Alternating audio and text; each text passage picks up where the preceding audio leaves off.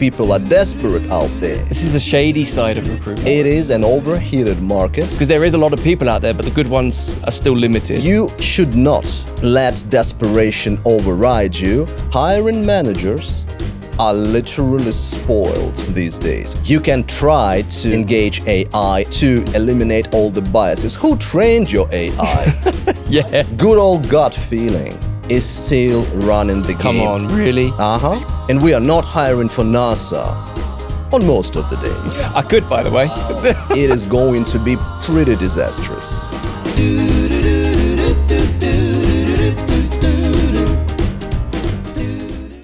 Today, I'm joined by Rooslán Totrov. Rooslán has been ever present in the Middle East for over 20 years, hiring some of the best leadership that we've seen with some of the biggest brands and some of the biggest companies from the region.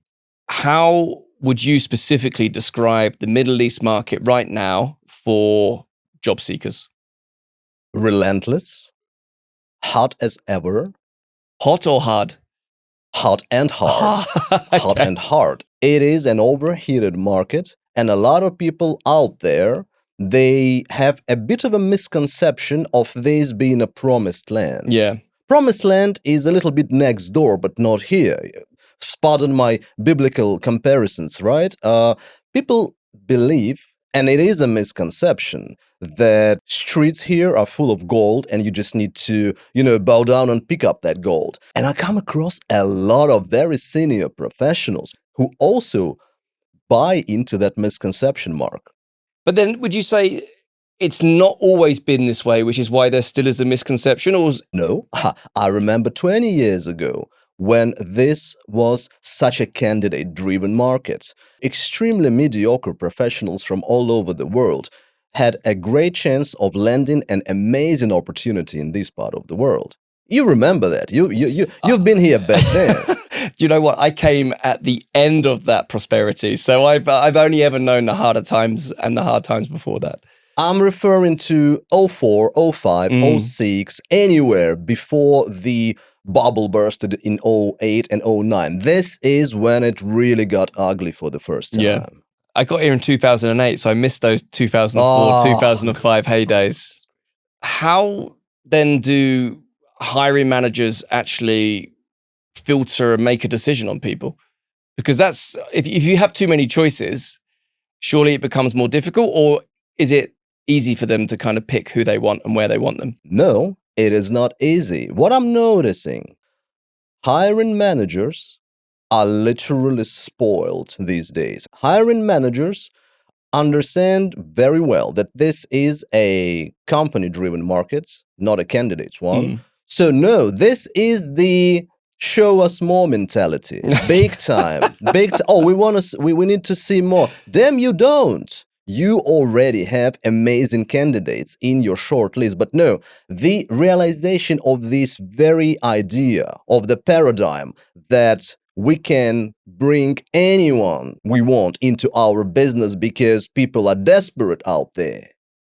This is a very, very dangerous concept, but I'm seeing this planted into the minds of hiring managers out there.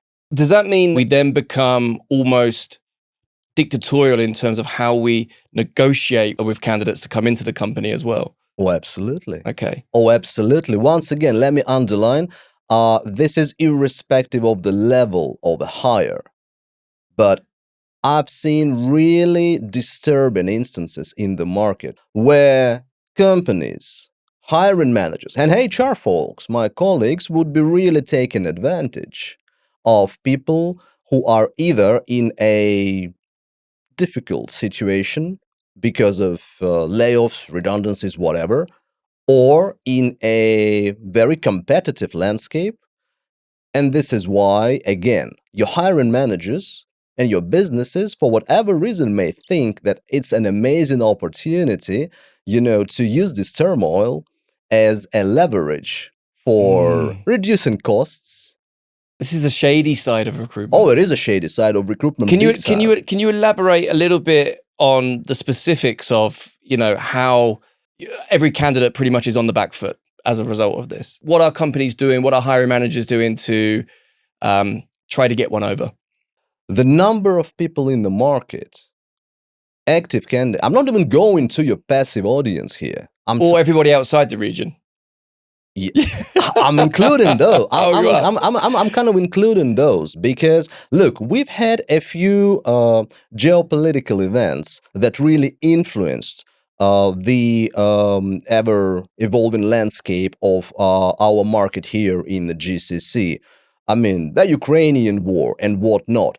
We've seen a lot of people coming in, exodus of professionals from the Eastern Europe, a lot of people coming from Southeast Asia, into the addition of the ones who were already here. Yeah. The market got really overheated, and this is a perfect storm, pardon my term, for not so responsible companies and hiring managers to utilize this for what they believe is their advantage. In the long run, it's not. Of course, I mean, you shouldn't be hiring for the job, you should be hiring for the career. You know much better than I do that for the long run, it is going to be pretty disastrous. Look, I see exactly what you're saying. Perhaps I don't see the extremities of maybe what you've experienced inside the system, but I do know that if somebody comes to us and asks for a particular role to be filled, this belief that there is an endless supply of talent out there is just not true, first of all, because there is a lot of people out there, but the good ones are still limited. But the fact that they can't make a choice because of the abundance just means that they're never going to hire, or they're going to end up making a decision to hire someone who could have been hired a lot sooner and solved the problem a lot sooner, or they may miss out on the best person right at the beginning and they have to settle for somebody else. Mm. If you were a candidate in the market, what advice would you want to hear, or what advice would you give to other job seekers about how not to be taken advantage of? Resilience, perseverance, and a lot of patience.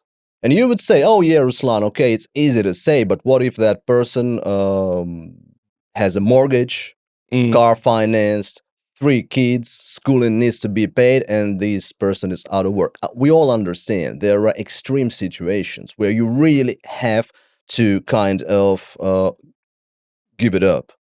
Now, I'm referring to a general case. Yeah. A candidate must always know her or his worth. And this is the golden rule. Not allowing any of those to take advantage of you, knowing your worth, and understanding something extremely simple but powerful. Getting a job is an absolute numbers game. You should not let desperation override you, and you being rejected is just a numbers game. How do you resolve that? Show vulnerability and make yourself the first choice, or show resilience and not be picked at all? That's a gamble. It's a gamble. And I tell you what, there's neither right nor wrong answer to that. It is a gamble. You gotta know when to hold them and when to fold them. Okay. There is no one size fits it all solution. Nothing is more important than your family. So you obviously got to step over your own pride and accept something which is unacceptable during the good times. If it's family related, goes without saying. But in any other situation, doing that would only further poison the market, which is not very fertile to begin with at this very moment. Yeah, it's really tough. The amount of pain and frustration I see from job seekers, it breaks your heart. The stories that you hear about people not being able to find a job and keep their children in school, having to send their family back to whichever country they may have come from. Oh, it's heartbreaking. And sticking it out It is because heartbreaking. They can't go back. They're stuck. Heartbreaking. It's really bad. And the part about companies trying to take advantage of this misery, there needs to be, I don't know, it's hard. You need strong HR backbones. You need decent common sense systems that don't prejudice against those that can or those that can't. I've seen quite a few strong businesses in our part of the world with proper, on paper, compensation structures. And working outside them to take advantage of the system. Not outside them, but nothing prevents you from hiring this particular person one grade below. Or your range may be proverbial 30 to 60. Yeah. They're only here in 30. One would tell me, hey, that's a very American thing. Yes, it is. The difference is Americans don't take advantage of it. Yeah. There's a lot to be said. I know. I know you have a lot of experience recruiting leadership roles within a lot of the big organizations you worked with. I've seen firsthand people looking at 30, 40% pay cuts to stay in the region. Is that something you've experienced yourself? It is something that I've been noticing continuously in the past few years. It's easier for me or you to say in a rather authoritarian way that no, this shouldn't be done because it poisons the market, and it does. But at the end of the day, it's their choice, it's their families. Do I always advise strongly against it? Yes, I do. Do I absolutely understand? Look, I had candidates in the past few years on a very senior level who have been looking for 2.5 to 3 years. 2.5 to 3 years. Okay, very, very picky folks, I would admit. Those are examples of people who were not ready to give it up. Yeah. Neither financially nor hierarchy-wise. But hey, you would easily deflect telling me, Rooslán, those people definitely had the financial means to sustain. I mean, most people would assume that, I right? would assume so myself. Yeah. And I had people who had to give up nearly half of what they were making. Well, back in Saudi, but earning just half of that here in UAE. And it really disgusts me, is that employers, they contribute heavily to poison this market. I mean, there's a whole different thread of questioning I could talk about when it comes to EVP and employer branding and long-term stability. But I think really the crux of the problem at the moment is that oversaturation of candidates, over-picky hiring managers, and individuals that want to capitalize on the vulnerability and insecurity of what this region can sometimes bring with its visa processes and high rental yields, et cetera, et cetera. How are companies assessing who are the right leaders? Like, have the skill sets changed over the last 5-10 years as to what is needed now versus what was needed then? That's a good one.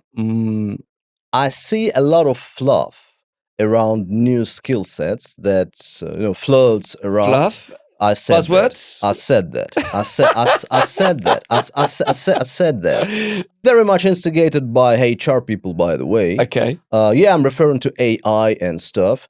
And no, not necessarily every single leader has to be an expert in AI all of a sudden.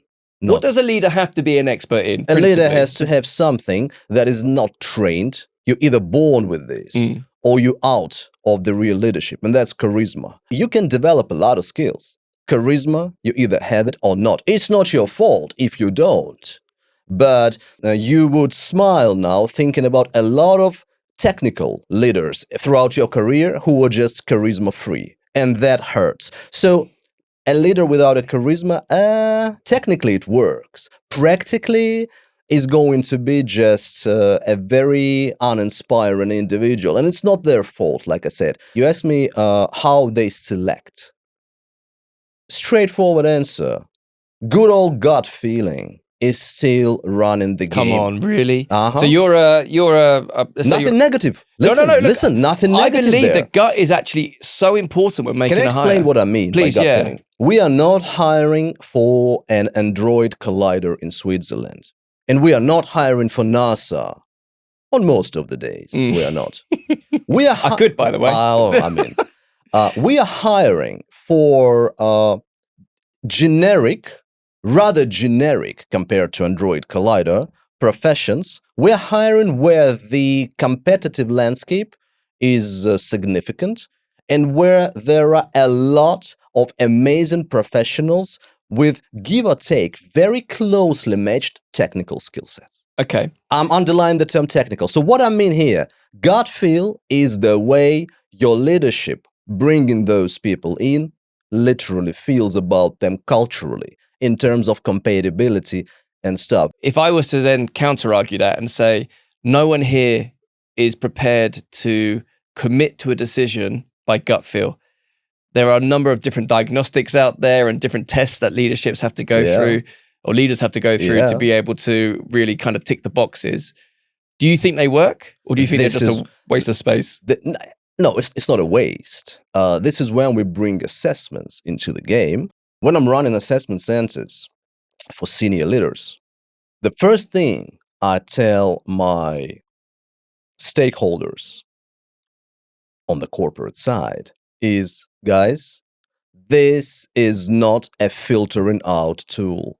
We are running I hate calling it psychometric assessments. We are running a cultural assessments. It is not a filtering tool. Now, a lot of hiring managers and HR folks out there do tend to treat assessments literally as a filtering out tool. that. Oh, she failed, and oh, she damn no failed no assessment. She may not necessarily, or he may not necessarily be as culturally compatible to your hiring manager. It does not mean we are filtering this person out. It is just a bit of an additional risk we are either willing or not willing to take. If a leader is interviewing for a process and they know that cultural compatibility is the one major thing that most companies are looking for, can they not fake it until they make it? Like, are there any tricks or loopholes that they can kind of entertain while going through that process? I don't believe so. Okay. There's obviously a lot of tricks, but I don't believe they should, for a very simple reason. If something doesn't feel right in terms of the vibe or in terms of your feel during your interviewing process, if you're not comfortable with those people, that's a huge question mark. It is not a filtering out tool the reverse way, but it is an opportunity for you to really question whether this is going to be your natural habitat. So obviously, the more desperate they get, the more creative and inventive they become, tricking their way in, faking, living the values of an organization. But let me deflect this for a while. A lot of companies out there, they go religious about cultural assessments. Now, the pitiful thing is, they haven't necessarily assessed themselves in the first place. And this is what I'm always asking. Has your line manager been properly assessed using the very same methodology? Because you can bring the best ones, whatever they like, the Hogans of this world, the OADs, I love OAD, by the way, of this world, whatever. Have your leadership been properly assessed? If not, I'm sorry, then this is just, a game of pick and pray. Okay. So what you're saying is that if there's a disconnect between, let's say, the HR or talent acquisition stakeholders that are looking to make this hire, and then the hiring manager himself who is responsible for the individual, if these two aren't fully aligned at the very beginning, the whole process is flawed. The whole process becomes compromised. It does not necessarily mean that it is going to be totally a catastrophic hire. No. It means that the risk increases exponentially. So then what common mistakes do you see companies typically make when hiring people? Like I just said, being religious about cultural compatibility. Being religious about culture, okay, without assessing themselves first. Okay. Yet another biggest mistake is treating hiring as browsing a dating application. This is not a Tinder. This is like people's lives and careers on the line. The culture of swiping left relentlessly and constantly, this is something I'm noticing in the market as well. It's funny you say that. So how many of the adverts that we see in the open market are actually roles that need to be filled critically and timely versus this Tinder kind of mentality that you talk about? Some. I don't have statistics for you, Mark. But, I mean, you've worked in corporate, so I'm guessing you would know sometimes if you advertise a role or if your team advertises a position. Yeah. If you've already identified who that person is. That happens. That happens. How frequently does that happen? I have to proudly tell you that in the vast majority of companies I worked with, this did not happen very often. Once in a blue moon. I understand the dynamics and the politics behind that, which doesn't make me less disgusted when it happens, because I believe this is completely unethical. Is this just to assess external talent versus internal talent, or to tick a process box? Either or. Okay. Calling a spade, either or. Now, something troubling in the past 18 months, and this is what I'm picking in the market, talking to a lot of HR people, a lot of recruiters, and quite a few candidates. People, myself included, started noticing more and more like properly fake roles advertised, LinkedIn included. Advertised by a company or advertised by a recruitment partner? More so by recruitment partners. Oof, okay. Like when I say fake, I refer to fake. Yeah. As in like non-existent. Yeah, but for what purpose? To generate a network or just to look like you're busy? I would say to generate a small database. Yeah. Showing that you're busy. This false advertising, I absolutely hate it. And I know it exists because I speak to a lot of candidates and I can see how frustrated and disappointed they become when they think they found the perfect role. Is it easier to put these adverts out knowing that there's technology that then screens everything so we can then just cherry pick the very best to have a conversation with? Cherry picking is a wishful thinking. Yeah. Understand me correctly, Mark. I am not against AI.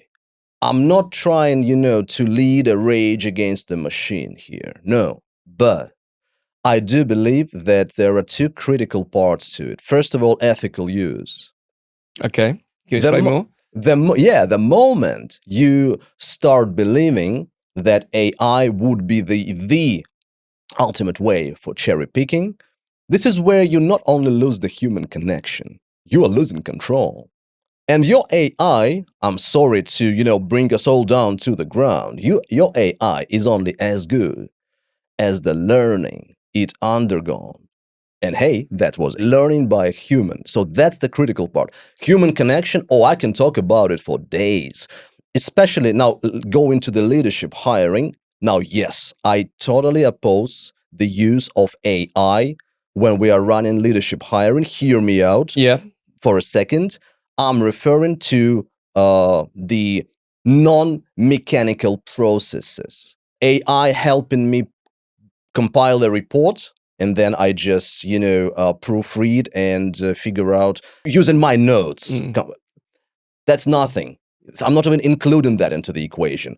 I'm referring to picking profiles using AI when it's leadership hiring. Come on, I've seen this in the market.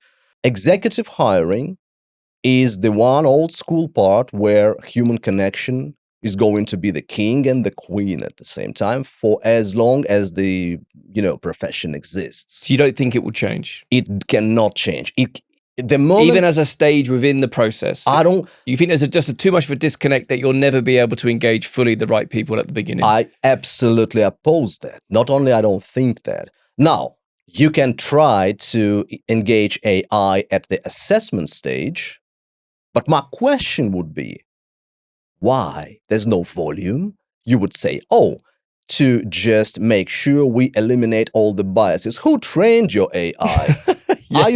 Who trained your AI? Are you sure there was? But this is 2% of the recruitment landscape in the region. It is, but I really felt the need to speak out on this because I'm hearing a lot of people trying to marry executive hiring with AI throughout the whole process, at all stages of the process. And I'm saying, don't tamper with this. I mean, don't. Is it because you personally don't believe that the region or this particular cohort of job seekers is ready to have that type of engagement? Or is it because it's never going to happen? Because things change. And if AI is then used to screen a wider audience, to be able to make that first contact, to engage to the point where they're able to hook people in, surely that's a good thing. Surely that's something that will become more acceptable in the future. For 98% of what recruiters do. But not the 2%. Not the 2%. The 2% is an absolutely proudly manual work. And now for 98% out there, I am the first person who would tell you, as long as AI solutions are fair and square, and as long as they significantly improve the speed, quality, I'm putting that question mark, but let's suppose I'm the first person to say, of course. But when you are sending a higher view link to a C-level professional instead of a first, human contact, I've seen that in the market. Come on. Just Okay. come on. Oh, and we also have an AI module in that higher view, which would make sure that you, C-level professional, don't cheat during answering our video questions. Seriously. Okay. I'm just trying to. I'm not referring to assessments again. No. There, You're I'm referring to the search. Exactly. To our good old classic search. No, of course. I'm just trying to summarize the way that you've positioned yourself from a leadership hiring perspective. When companies are trying to scale and build, they have to do so by taking some risks. They also have to create an environment where you can support a multi-generational workforce. Yeah. And then attracting and retaining within that multi-generational workforce becomes different for each cohort. What have you seen from companies to attract Gen Z talent initially? Started my career in trade marketing. Mm. So I always have a very simple, yet sometimes difficult solution for what you're asking. The key is to speak their language, utilizing the channels they do, taking advantage of the symbols that mean something to them. Your company, even if it's a 150-year-old conglomerate in the heart of Europe, can still speak very different languages to your C-suite and to your Gen Zs at the stage of hiring. And this is not inconsistency, Mark. This is smart way of distributing your message properly. But do you believe all companies are at that level where they're able to accept perhaps the thought processes and demands of Gen Zs? Because they're much different. Their drivers are far more different. Have companies changed to be able to support that narrative? Not all of them. It's a difficult job. Conceptually, it's a bit tricky for an organization. Pardon me using the musical terminology. There may be not one, but a few drum lines, which means that, yeah, we have the set of core values and we are trying to be very religious about them. But you know what?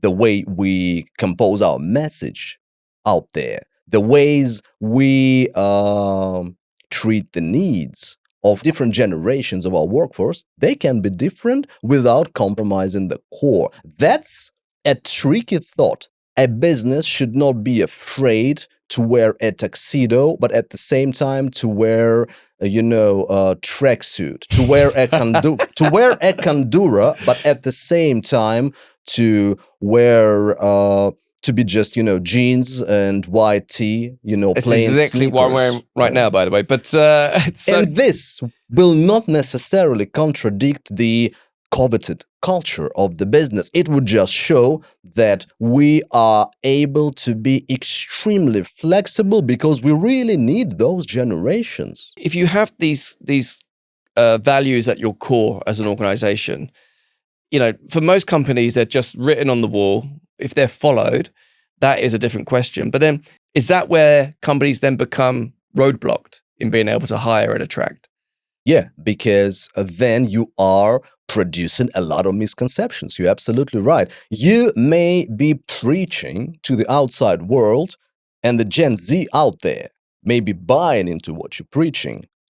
Then they land in the company. Oh, surprise, surprise. No one practices what they're preaching. You can't ask why. No. You just have to get your head down and do the job. Exactly. Right. So my point is, making those messages, crafting those messages for different generations, it's the easier part. But if they don't practice, it by the way, funny enough, this is not even a corporate thing anymore. I'm referring to Republican Party, to the last presidential elections won by Donald Trump. Republicans were just able to more efficiently speak to some audiences, some groups that they haven't had a lot of success with previously. And yeah, I'm projecting this to the corporate world. You may be an organization with enormous legacy, perceived as an old school business, and you may still be able to attract Gen Z. Now, attract, yeah, but then retain them, which means practicing what you preach. Okay. Make your organization great again, I guess, is the slogan people need to be putting on their hat. That's concluded the conversation. There's a lot to take there, honestly. Thank you. Really good. Thank you for watching. For more from ChatGRG, follow us on Instagram, TikTok, YouTube. See you next time.